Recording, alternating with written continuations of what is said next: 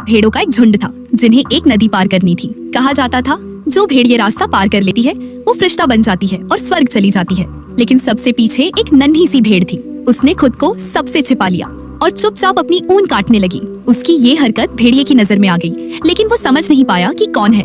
नन्ही भेड़ फिर से छिप गई और धीरे धीरे अपनी ऊन को इकट्ठा करने लगी। उसकी छोटी सी पूंछ थकने लगी थी, मगर वो रुकी नहीं, चलती रही। और आखिरकार जब उसकी ऊन की रस्सी तैयार हो गई तो उसने उसे जमीन की तरफ फेंका और धीरे धीरे उसी से लटक कर नीचे उतर गई।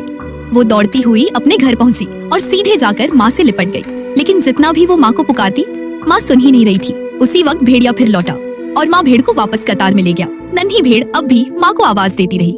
माँ कुछ सुन तो नहीं रही थी, लेकिन कुछ महसूस जरूर कर रही थी। वो उन किस्सों को याद करने लगी जो उसने बेटी को सुनाए थे, वो छोटे छोटे ताज जो उसने उसे गिफ्ट किए थे, वो गर्मियों की ऊन कटाई और सर्दियों के लिए बुने गए ऊनी स्वेटर। लेकिन एक स्वेटर अधूरा रह गया था। माँ बाहर गई और फिर से बुनाई शुरू की। वो नन्ही भेड़ वापस लाइन में लग गई और जब उसकी बारी आई तभी वो अधूरा स्वेटर पूरा हो चुका था और जादू की तरह उसके शरीर पर आ गया। वो खुशी से झूम उठी और नदी के उस पार छलांग लगा दी।